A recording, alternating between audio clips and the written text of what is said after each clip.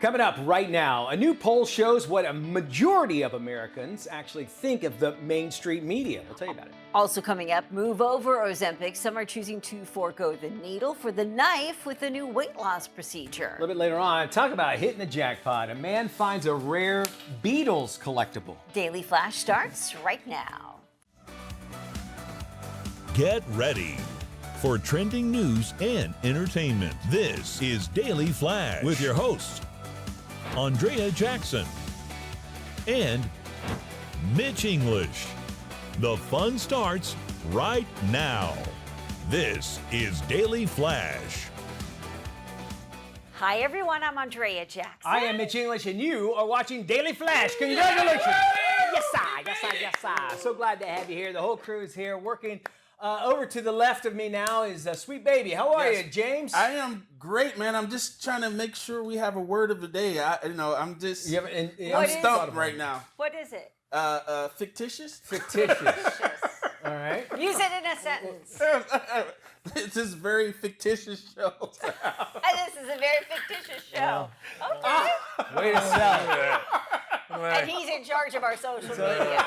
To the right of me is a dude we call Matt. Yeah, I don't know what to do with that. Thanks for setting me up there. But if you want to see some non-fictitious social media, sort of, go to our website, dailyflashshow.com. Send us a non-fictitious email at flash@dailyflashshow.com. Check out all our socials, like, subscribe, share, do all that thing. Show your grandma. Probably in the normal dictionary, I'm going to say 2 billion words in the world that can be used. And that's the one you chose. I'll be better prepared. All right. We'll fix I think you dated Didn't you date a girl named Fictitious? It was your idea, yeah. I know. Loquacious or something was the other last. Sequacious. Yeah. Yep, Can we find out what that means, sequacious? Not yet. We need to read. He's taking the energy off of himself. All right. Over to you. President Trump recently talking a little bit more about tariffs. I know everybody, like, their eyes glaze over when they hear the word tariff, but now he's talking about the movie and television industry. Yeah, I heard about that. And if movies and television shows are shot overseas, outside of our country, should they be penalized with some kind of a tariff? Why are they not being produced here in the U.S.? And I think it's a fair conversation to have. Makes sense. I think a lot of folks would argue that so many rules and regulations have made it next to impossible and ridiculously expensive. Unions as well. And unions to shoot in cities like New York or Los Angeles. So they're trying to find alternative places to go. Atlanta is one great example of New Orleans, North Carolina. So now the question is, should these movie and television production companies be fined a certain tariff if they're producing shows and movies outside of our country for American audiences? Yeah, because a product does come back in if you think about it. But then you would have to, any foreign film that comes over. I mean, are you charging the end result? Or are you charging the fact that your company is working over there? Do you see what I'm saying? Yeah, like how that's many a great hours question. or whatever. Right. And so that has to be figured out, Yes. number one. Yeah. But it makes a good point. Second to that, we're at a place in technology. If I wanted to see the Scotland coast, I could put that on a computer behind me and that sort of thing. Yes. But also, I'll take the side of Hollywood and say, look, we're trying to make movies look authentic, but on the same time, they're like, you're shooting Georgia in Oklahoma, which they're doing for Tulsa King, which drives me crazy. You know what I'm saying? Yes. It's like, just go to Oklahoma has this great thing, but because they got a better deal. But that's the kind of stuff we need because it's staying in the United States. Our country's doing the same thing. Yes. Then the states need to loosen up or give more tax incentives. We used to have great ones here in Florida. They went away during a couple administrations ago. They go and shoot Winters Park, Florida, which we're very close to, in New Orleans because they're like, well, it's just cheaper to show that, or that Miami's in Long Beach because the states need to open that up. That's why everything went to Georgia, New Orleans, South Carolina, and this North could Carolina. actually help it, is what I think what you're saying. Yeah.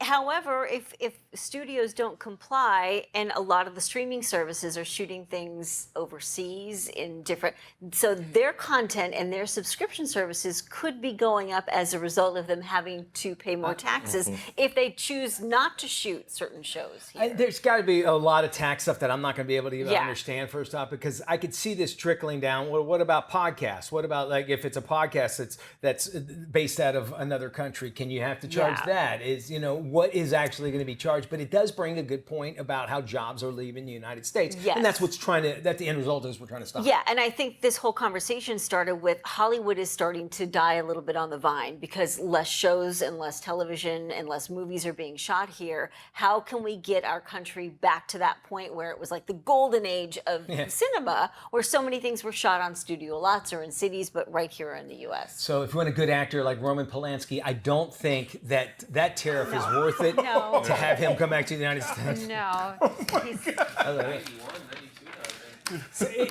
He's an old man now, by all means. But I would love to hear what the plan is on how they're going to govern that. Right now, it's just a conversation. But you look at television and movie product, it is a product, right? It's 100% a product. So, and it's a business, too. You have to keep that in mind. When you make a movie, they are not making it like, well, I want to give a gift to the world. No, we're doing this because we want to make millions and millions of dollars, and we think this would work. Right. This will get people to some theaters. American studios are making a particular product for an Asian market, specifically because they know the money is there. 100%. Nothing wrong with Even that. though they're trying to sell it to American audiences, their end game is somewhere overseas. Media is going to be crazy about it, including news. There's always been some kind of controversy. And guess what? According to a new research that's been coming out, Americans' trust in the mainstream media has dropped to an all-time low. Oh, boy. Less than 30% believe what they see on network news is real, or even getting the full story. A new survey also found that skepticism for news posted online is actually at an all-time high. According to the results, Americans believe 40% of what they consume online is totally accurate, fact-based, and created by a real human, which is odd. Another 78% agree that the internet has never been worse when it comes to what's real and what's fake. Users point to social media and chatbots as the main source of AI-generated or misleading content as well. And this is part of the huge issue with AI is somebody could see something, report onto it as fact, and by the time, and people might react to it, let's say an election, and it might be too late afterwards. They're like, even though that was completely made up, it puts something in your mind psychologically, and they know that. And they know that you will think differently about something. It's almost like a game of telephone, right? An old-fashioned game of telephone. I tell you something, you interpret it one way, you pass it on to Matt, he hears something else. And then in all of that, it's filtered through whatever we've seen online or on television. And it turns into fictionalized, whatever the word for the day. Fictitious. By the time it gets to James, it's fictitious. I got a list. We're all set. Well, it's also this race to be first thing. I mean, we've had a few tragedies that have happened, and the stuff that was just coming out with us quick was not right. I mean, we've had a couple of those incidents where they thought there were multiple shooters and this and that, and it's like, that's not what's going on because you interviewed a frat kid and he told you about it, and they just aired that as truth. Like, that's not what happened. Right. Listen, and until much, I'm about to cancel my subscription to Frat Boy News. Don't do that. Don't do that. The frat boy. Keep it. You just read the articles. I just look at the picture. I interrupted you. I'm sorry.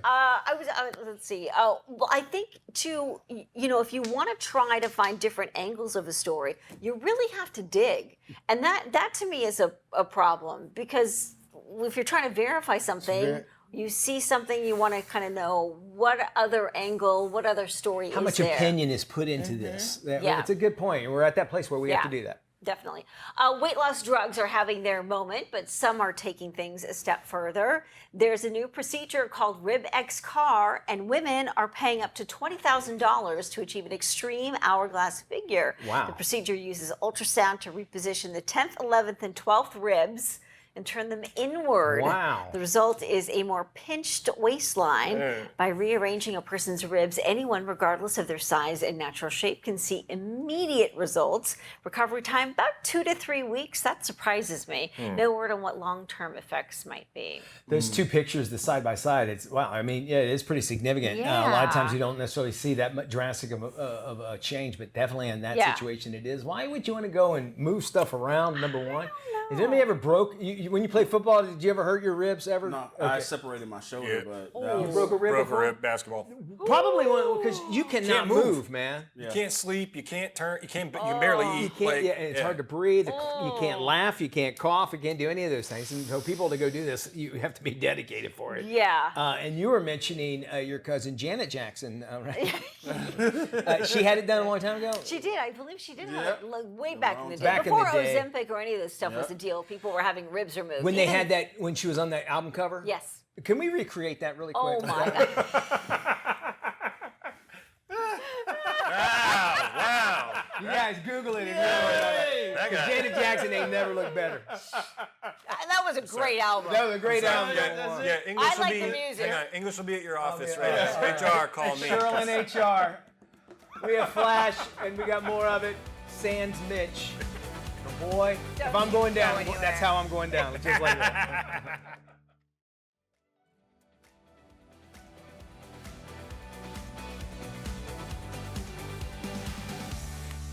Welcome back to Daily Flash. I'm Andrea Jackson. In today's Healthcare 911, we are bringing to light a new health issue affecting young people, colon cancer.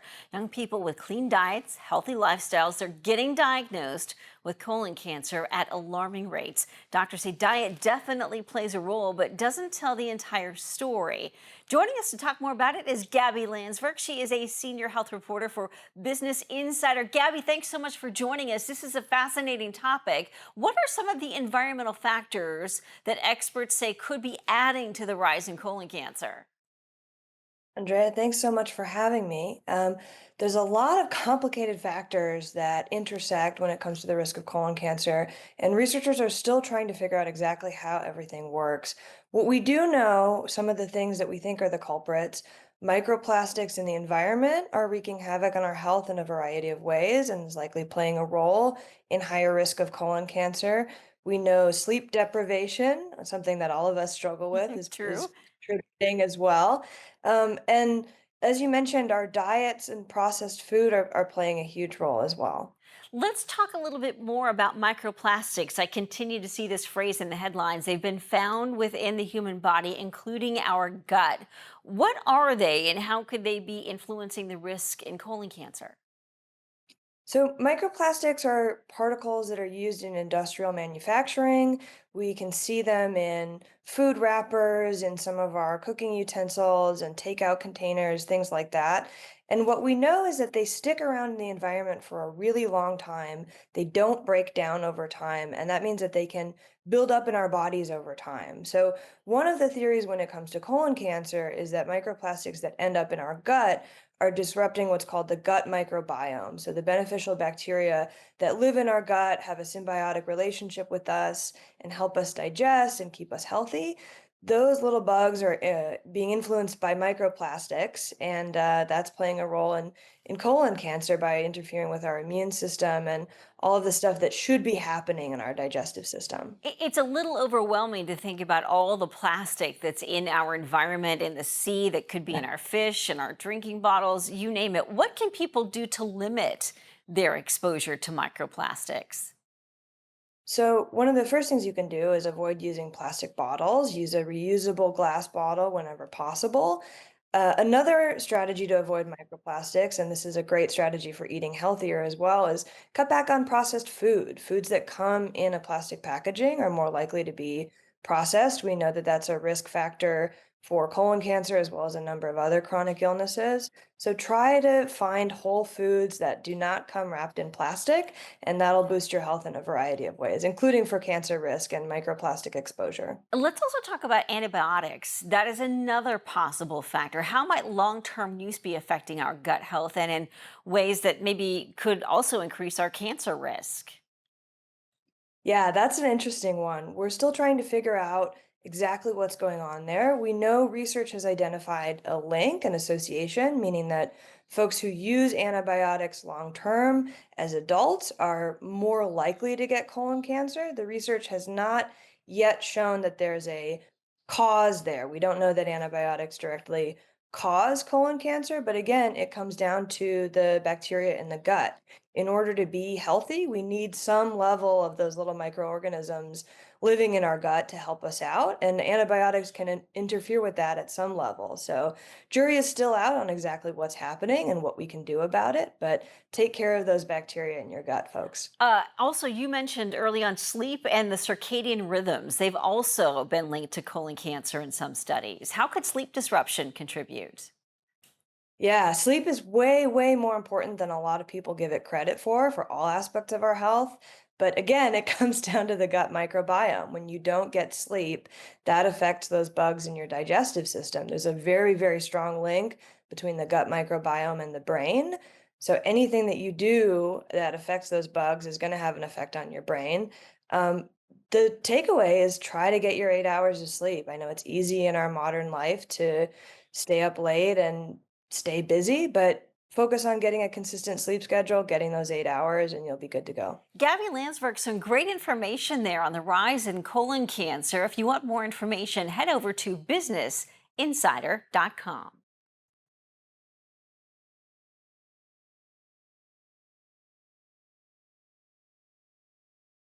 All right, thank you there, AJ. Good stuff. And then there's this. Looks like Southwest just buckled and announced that they're going to start charging for checked bags. They were the last major U.S. airline that did not charge passengers for extra luggage. You knew that. Starting on May 28th, no more free bags on Southwest. Not sure if you heard the news. Airline hasn't said how much they're actually going to charge. But at other airlines, they tack on about $35 for your first bag and even more for additional bags. Southwest, 2 bags, fly free. Didn't just relate mainly to relatives that you had to bring along. Is actually about the baggage. And it was actually a big selling point for the airline. Their CEO said they're actually losing money because of this. Frequent flyers and business class passengers will still get 2 free bags and everyone else will have to pay. It does sound like one of those you'll still get 1 small carry-on for free. And if that's the case, those overhead bins are likely to fill up quick. Interesting how other companies jump in on this, Jackson, because Frontier Airlines says, hey, look, we will not charge for baggage if you really miss that. However, you have to use a special code. And so they want people to book online, have that special code. They'll be able to get their baggage for free on that, at least 2. So you got to have a promo code if you want to book a flight for free checked luggage on Frontier. But Southwest is going to start charging you unless you're part of their frequent flyer program. Sounds like you got it all lined up there. Absolutely. I'm just going to wear my fishing vest. That's what you're going to start seeing more shove of. everything in there. Call it a day. You're going to see more and a lot of that. And so wait for lines through security to take even longer. By the way, that's only a limited time for Frontier to do those free baggage. So keep that. Today's trends, tomorrow's talk. More of it right here on Daily Flash.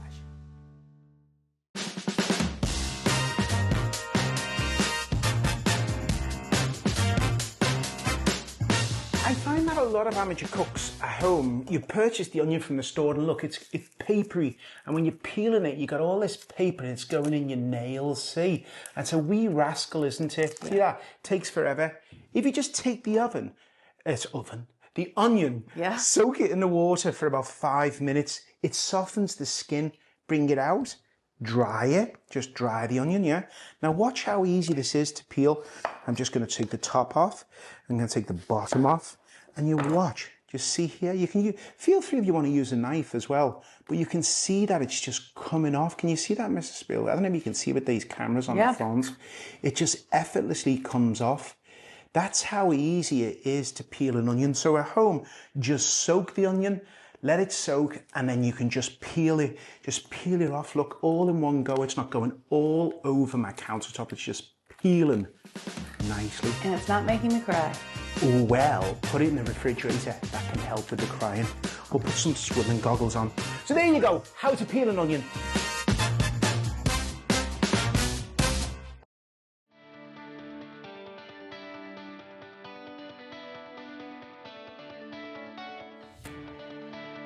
In this week's Boss Lady, we meet Becky O'Neill. She's the founder of Becky's Pet Care USA. She's turned her passion for pets into an incredible pet care service business. She started off with a business plan and herself as the only employee. Now she has more than 80 staffers and continues to expand her business from dog walking to self-serve dog washing stations. The Story Exchange features her path to success. Best advice I got was to go back to what you loved as a child. And so I thought, okay, animals are my first love, and what can I do to get a business that involves animals? You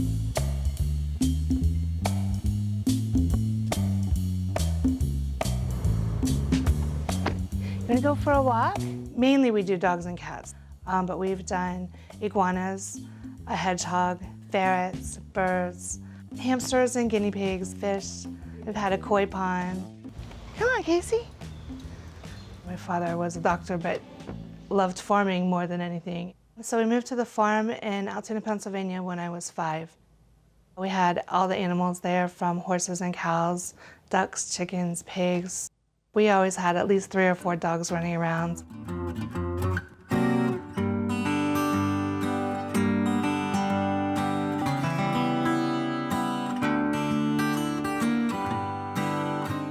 Even during pregnancy, I knew that the hours at the doctor's office were just too long to really be the kind of parent that I wanted to be. So I started researching what kind of business I would like to go into. It's a beautiful day to be a dog walker and a beautiful girl. Every book that I read said you need a business plan. Before I ever walked the first dog, I started my business plan. An idea is great, but you need more than just an idea. You need to know how you're going to make that idea come to life.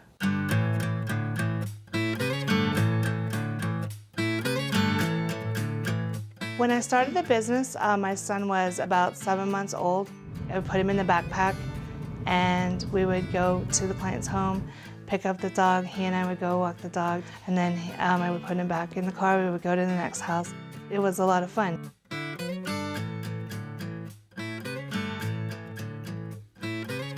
How are you doing with the heat out here with the dogs? Pretty good. It's been a little hectic. I did run myself ragged a lot in the beginning.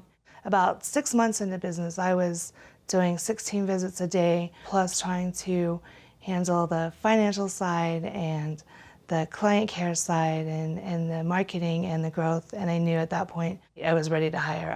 It came much faster than I expected it to. By the end of that year, we were up at about 10 dog walkers, and we've just steadily grown ever since.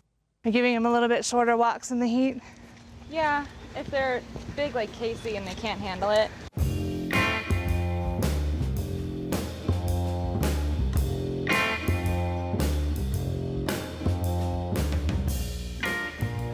I'm not a pet care provider anymore. I am now an administrator, and so stepping out of what you love and into the running of the business is a big challenge. I don't do the work of the business anymore. Now I work on the business. I'm currently investigating opening a self-serve doggy wash. It'll be a way to support my clients and grow the business multidimensionally.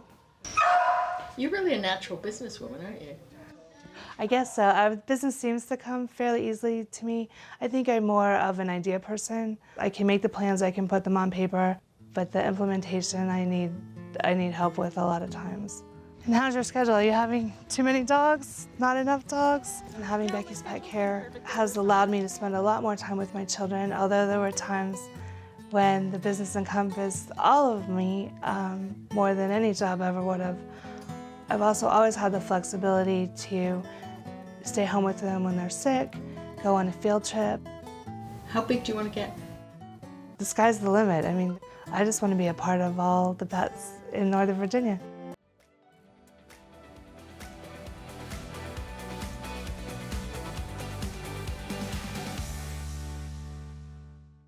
This is Daily Flash with your hosts, Andrea Jackson and Mitch English. Trending news and entertainment. This is Daily Flash. Hey everyone, I'm Andrea Andrea Jackson. I am Mitch English. You have found Daily Flash, and we thank you so much for that. Thank you. Good job. I have a solution for the world. You know, we all know that if humanity is going to move on and we don't go extinct. Oh, don't move on. Just the way it is. We're going to have to get back to work. There's a new study out that says women need to have 2.7 kids in order to keep humanity from going extinct. 2.7 kids. 2.7 kids. Here's the thing, that third kid is really going to suck hating getting 30% cut off. 0.3% cut off. You are point? You're 0.7? James and I are doing our part, right? It. I got 3 in my. I'm working on it. I got 2 to spare. I'm working on it. I'll give my 2. I got 2 to spare for you. Okay, thank you. I So appreciate you that. that. They said the researchers factored in real life chaos like childless adults, random deaths, even sex ratios. Your men to women, women, right? And found that math, because if you're doing these kinds of surveys, you're not having sex. If you're going to, right? But that kind of sex ratios.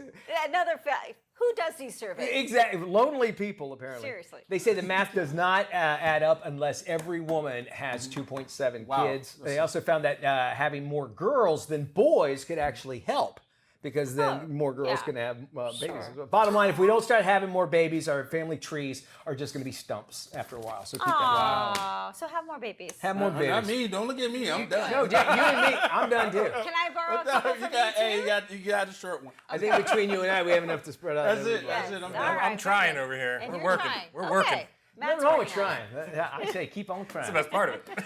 There's a rare piece of Beatles memorabilia. It was discovered in a very small record store in Vancouver. Initially, thought it was a bootleg with the label Beatles 60s demos on it, but then it was definitely confirmed to be a direct copy of the band's original 1962 audition tape for Decca Records. Can you imagine that? No Label way. ended up passing on the quartet, but now they have a demo before they were the Beatles. At all. To have something like that, I mean, it's just, first off, just completely crazy, weird, and rare to be able to have and found something like that. You kind of wonder, does Paul McCartney want that? Or does, the surviving Beatles, would they like it? Can I ask you, where did they find a machine to put those wheels That's on? another thing, you're right. Like, how Break into the are Smithsonian. you able to verify that? I was watching, I tell you what it was. It was Smartless. Smartless. If you've not listened to Smartless, you're missing out. The best, whatever.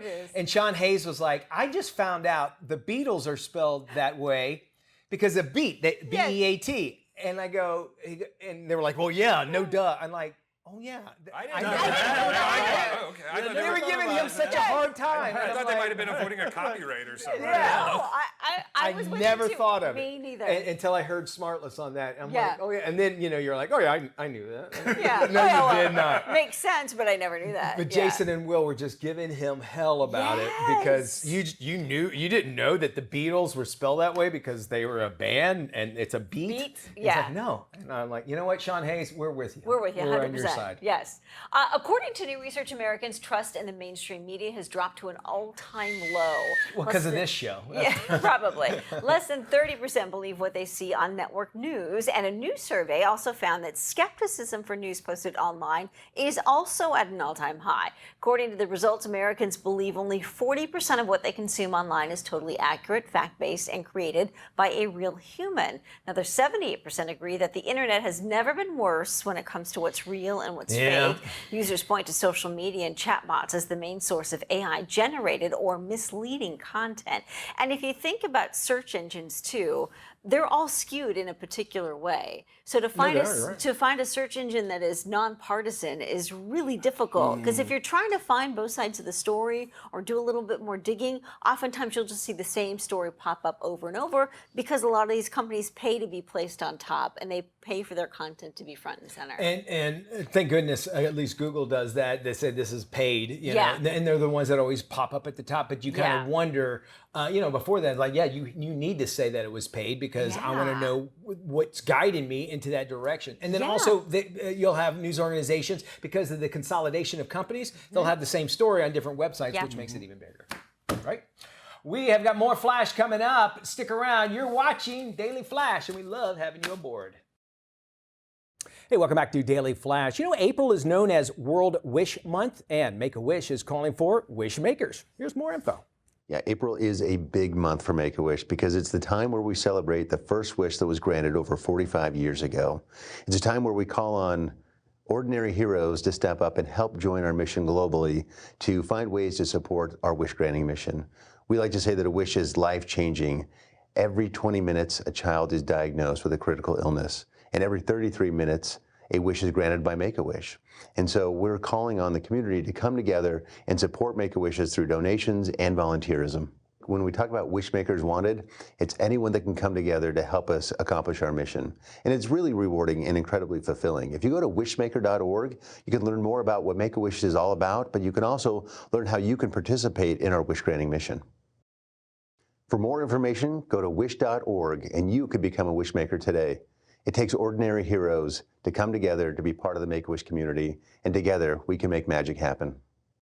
Spring is the perfect season to reset and refresh, and that includes your home. Here's what you need to know.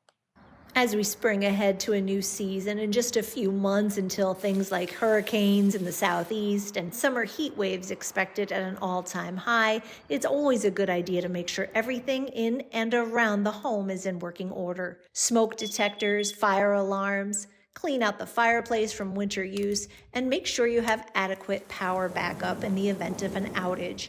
Portable solar generator company Jackery has some great solutions when it comes to powering your home during unexpected circumstances. This is Jackery's Essential Home Backup 5000 Plus kit, a high-capacity solar generator with a smart transfer switch that seamlessly integrates into your home's electrical system. It comes with two 500-watt solar panels, allowing you to generate your own power. And unlike traditional gas generators, it's quiet and indoor safe. For half the cost, you can cover your essentials without the lengthy and complex installation of complete home power solutions, keeping your home's most needed appliances and gadgets running even during extended outages.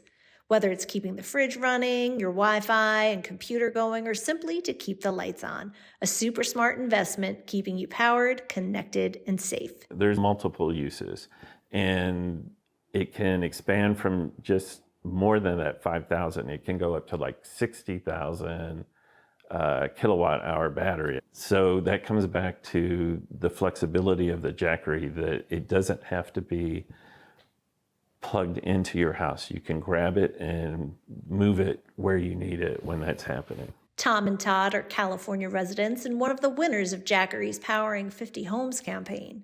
Jackery is still giving lucky people a chance to win one of these babies. The company also stepped up during the California wildfires to supply hundreds of households and individuals with solar generator solutions to those affected. To learn about Essential Home Backup and for more info about the Jackery 5000 Plus, visit jackery.com.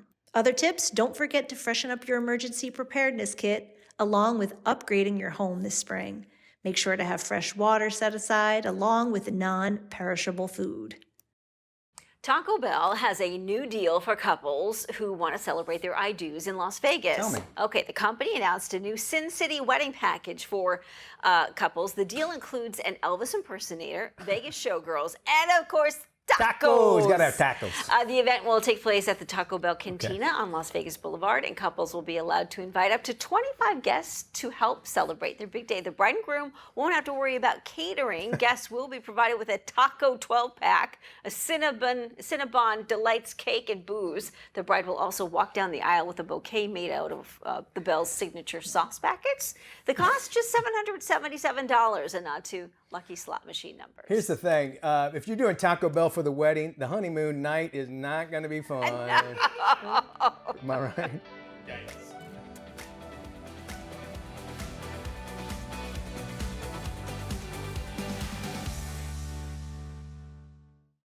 Hey, welcome back to Daily Flash. I'm Mitch English. It's time for us to check in with Tony Toscano to find out what's coming out of Hollywood and straight to your screen, no matter what size you're going to watch it on. With the latest, here's Tony. Thanks, Mitch. Entering its third season on Prime is the sword and sorcery series, The Wheel of Time. What did you see in the rings? In every future where I lived, Rand dies. And the only way he lives as if I don't. We don't win battles with politics and prophecies. We win with armies. Get ready! A mysterious sorceress, along with her loyal bodyguard, takes 5 young people on a dangerous and world-spanning journey, believing that one of them might be the reincarnation of an ancient and extremely powerful figure prophesied to either save the world or destroy it. And it's fun, and, we start our season with a kind of sequence that knocks you sideways. That you would imagine was going to be the season finale. So you think, my God, if this is what's happening in the first 10 minutes, where on earth are we going here? Based on the series of books, The Wheel of Time in Season 1 was off to a very slow start. However, as Season 3 begins, the series has picked up and offers more action and better storytelling. Again, Season 3 of The Wheel of Time is streaming on Prime and gets a B. It's rated TV-14. Streaming on Apple TV Plus is the crime drama series Dope Thief. We're posing as feds. We're ripping off drug dealers. You're good? They don't remember your face. Just a badge. Here in the 215, you're gonna get your head shot off. The series follows 2 longtime friends and delinquents who pose as DEA agents to rob a house in the countryside, but end up unintentionally revealing and unraveling the biggest hidden narcotics corridor on the eastern seaboard. She's a very strong, intelligent woman and an excellent lawyer. And I have played a lot of, like you were saying, Kate, I've played a lot of strong characters before. But what I loved about the way that she was written is that she has this quirkiness and levity to her that I just think is such a beautiful quality and was a great addition to the rest of the characters in the show. I found it deeply satisfying to uncover this creature, this woman, who is so many things at once, but foremost among them, her capacity for love and fealty to Raymond is pretty infinite, and it's tested again and again, and we see that what she is capable of is an extraordinary mettle, and I loved that against her sort of darkness or her whimsy or her silliness. Although Dope Thief is a high-action series, it needs a little time to find its legs. The acting is solid and the direction is good, but the series pacing is uneven. Again, it's streaming on Apple TV Plus and gets a B. It's not rated. For the Daily Flash, I'm film critic Tony Toscano. Hey, we're talking spring, summer style, and how to dress for every occasion. Joining us now is lifestyle expert Tiffany Reed. Hey, Tiffany. Thanks for having me. I'm so excited to tell you about Old Navy's Spring Summer collection. It's really inviting everyone to dress for the occasion. This new category of elevated dresses and separates were really made in response to the customer. They were already going to Old Navy for dresses and their go-tos, but they wanted to step up their style and elevate their look for evening. Everything was designed by the in-house Old Navy team, led by Sarah Holm, who is Old Navy's head of design, and of course, legendary designer and Old Navy's chief creative officer, Zach Posen, really lent his expertise to perfect the seams, the fit, and all those additional details, so it truly is bringing red carpet to real life for an affordable price, which I think is just unbeatable. So the prices range from $24.99 to $65.99, and it includes 12 dresses and a skirt set that match with crop top and the skirt. I'm also wearing it in black, and I threw this Old Navy blazer over it. And I love it because it's all these elevated fabrics like taffeta and chiffon, and you can find so many prints throughout the collection. Those prints are actually hand painted by our in-house print team, and the design team focus on versatility, effortlessness, and of course, confidence. I think confidence is really the key to this collection and really why Old Navy is very loved by their customers, because they want to create confidence in their customers.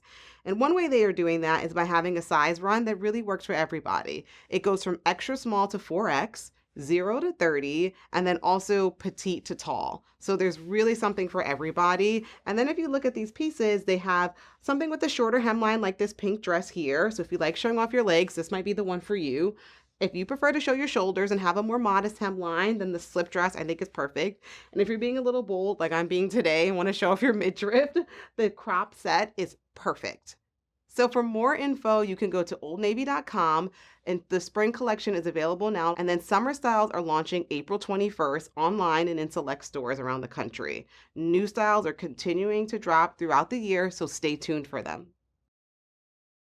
Do some trending stories here. An Air France flight departing from Paris forced to make a U-turn. Why? A passenger lost their cell phone. About an hour into the 9-hour journey, a passenger called for help after they couldn't find their device. Well, despite an intense search, crew couldn't find it either. So the pilot decided to return back home with 375 passengers, 12 crew members. A missing phone might sound like a non-emergency, but the phones contain a lithium-ion batteries, which could turn into a fire hazard. Experts say a phone could actually spark if contained, and it overheats as well. So it was something that they would have to do outside of that. First off, you drop one underneath your seat, you got to get a little kid to go under there and look, right? That's so true. I can only make it down about right here, and then you have somebody sitting next to you. And then do you really want to put your hand down the... Lord knows what will grab you and pull you down that way. It's kind of like the stuff we keep under here, right? It is true, yes. We are not done with this hour yet, are we? No, there's much more of today's Trends Tomorrow's talk still to come right here on Daily Flash. Hey, Mitchie. Hey, Jackson. Yeah, I want to talk about that big story coming out of Hollywood. Hold on, wait. I want to get Matt in on this call, all right? Hold on. Hey, what's up, Mitch and Dias? Matty! Mitchie. Mateus. Mitch, my man. Matty of Berkshire. What's going on? Hey, AJ wants us to talk about a big story that's happening. This kid, the Kiki, says hi. He has his own Instagram. That's great, Matt, but I really want to talk about this big story coming out of Hollywood. Ooh, dog and cat, it's You should check it out. This kid, the Kiki. I want to know what's going on. What? Oh, okay, so real quick. Oh. Daily Flash. Where are you? It's just better when you're part of the conversation. Join us online.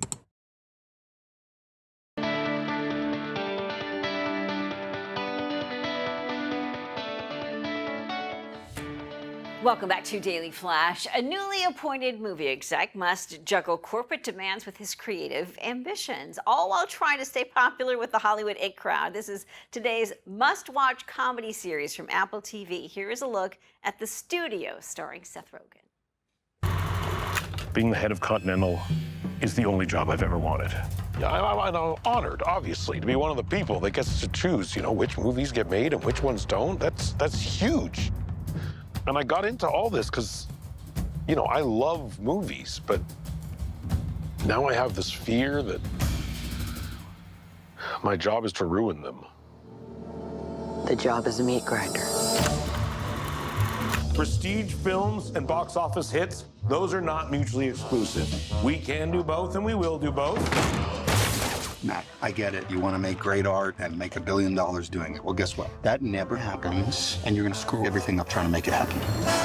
If it was up to me, we'd be focusing on making the next Rosemary's Baby or Annie Hall or some great film that wasn't directed by a pervert. Turns out perverts make great movies. They really do. Lay low, okay? There's zero margin for error on this shot. Action, please. Greta, I actually meant to talk to you about awards season. Just make sure to keep your winter clear. We have Okay, Matt.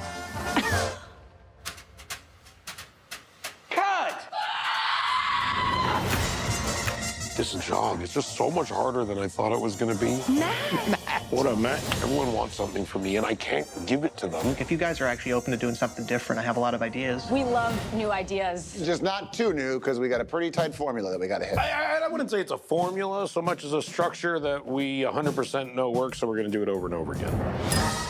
Fine is not good enough. This is racist. You want to bring down the studio? Why didn't you shut this party down, Matt? Why do you keep lying? What is wrong with you? The job makes you stressed and panicked and miserable. But when it all comes together and you make a good movie, it's good forever. This is good. I watched the first 2 episodes, and I have to say, LA architecture plays a huge Oh, good. role in this show. Which is so cool. Yeah. I would imagine too. It's very Inside baseball. inside baseball, and then also a great way to get back at studio execs that made him change stuff in other movies. Yeah, I would think Great, so. great thing. For That does it for our show. Thank you for spending time with us. Yeah. Be good, everybody. We'll see you when we look tomorrow. at you.